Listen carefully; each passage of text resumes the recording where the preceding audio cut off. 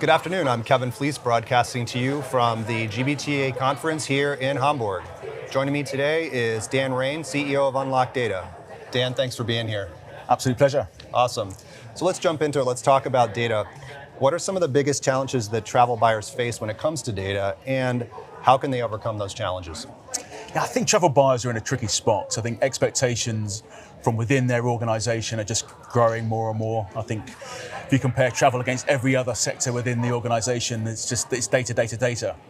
So I think travel buyers have got that backdrop within their organization of pressure, of expectations of sophistication. And on the other side, they've got a complex landscape. The travel industry is inherently complex. The data's stored in lots of different places. Yeah. Trying to bring that all together and provide the business with those insights, I think, is a real challenge, which a lot of travel buyers have to work hard to come to grips with. Mm-hmm. Yeah, for sure. So, I mean, when you think about T&E data, because a lot of travel buyers really kind of live in that information, how could T&E data insights specifically help them maybe better persuade or align their stakeholders when it comes to establishing best practices around travel? Yeah, it's a really interesting one to think about the stakeholders of the travel team. Sometimes you think about, the suppliers often think about the travel buyer being the main person, but I think particularly for data, it's really important that we equip them to engage their stakeholders. Yes.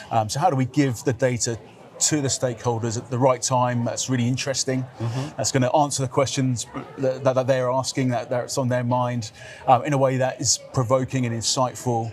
That really helps to leverage up, ramp up that engagement, get them on board with the program. And if they're on board, then as we try and nudge them in the right direction to make the best decisions for the program, to really stay in the channel and do the right thing. That data is a key element in that education process of that generating that real alignment with we're all on the same page and I understand the direction that you want me to be heading in. So I think you can't just bash travellers over the head. You need to give them something that's kind of interesting, that persuades them, and it's got some evidence behind it. And then we find that if they do that, then that engagement just comes naturally, and you really get a much more cohesive program, and you're not fighting people in the same way that you might otherwise be. So it probably starts with understanding who your stakeholders are, and I think it's changed a lot for travel managers, maybe even over the last couple of years. Yeah, absolutely. It's procurement, facilities, the CFO. Yeah, I mean, the C-suite's a kind of category in itself, and we often help our clients think really strategically around not just giving them more and more information, but to curate that down to less and less. Yeah. The data you hand over has got to be really punchy. It's got to be clear and crisp, and it's got to get that message across in the first few lines. Sometimes you can be nervous about dealing with a more senior organisation and just think more is better. It's going to cover all the bases. Trust us, we've got lots of data here. But I think what they're really asking from the buyers and procurement is to narrow that down to what's the key thing I need to know, right? And how do I get and what do you want me to do with it?